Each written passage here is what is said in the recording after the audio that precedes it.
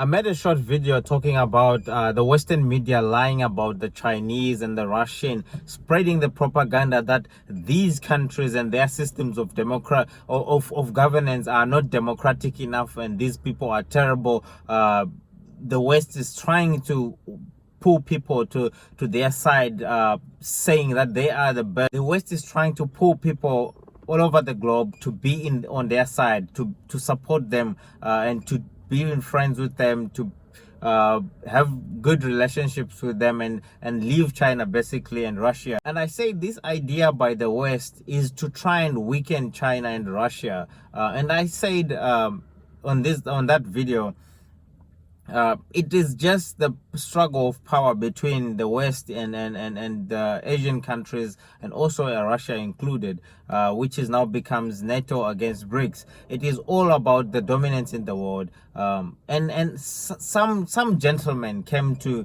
the comment section. I wouldn't want to address comments that comes on the comment section a lot, but some gentleman came, it happens to be white, and commented and said to me I should go back to school and learn, or go to the library and study. And he went on to give me, when I asked him what's your argument, and he went on and gave this whole his CV basically, and telling me how many how he has a master's in political science and stuff, which I would want to say, firstly, it is assumed when a white man is speaking to a black person, they assume, there is a big assumption that black people are not educated and are not well informed, that they don't have, basically you are not supposed to be speaking about these matters because you're black, because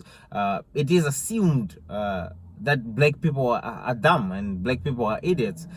It is not everybody. I mean, we cannot paint everybody with the same brush and say all white people are like this. And me personally, I've dealt with this extensively. That's why I don't have feelings towards people like that, because I've dealt with this so many times. I wouldn't want to disclose so much in terms of some things are not, they don't have to be on social media, right? In terms of businesses and terms of work and stuff that I do as personally, I don't want to disclose things like that. But I've dealt with this where as long as you're a black person and you're speaking to a white person, the first assumption, you have to prove yourself that you are actually intelligent, or you're actually smart, you actually know what you're talking about, or you're actually experienced in the field.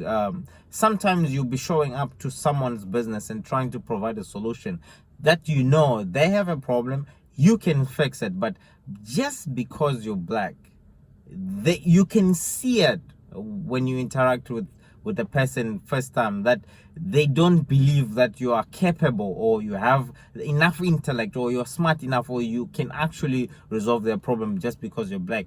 They might even ask you a question, whether there is someone else coming, or why isn't there someone else who is of a different color than you involved in this project. You understand? Because it is assumed that if you're a black person, you are dumb, or you're not educated, you're not smart enough to have the knowledge. That's what this gentleman basically did, because I've never put my CV of who I am online, not at all. But he assumed already that because I'm black, I'm not educated. And some people even call you names when on social media platforms. They just happen to be white. Those people, you know, it is quite a coincidence, right? But it is what it is. This is the world that we live in, where black people are taken as inferior people the whole time. You know, I can give you a very funny example. If you happen to work with a group of people and you are black and you have someone who is white, they could be below you. You could be in charge, or their manager, or their superior in that group.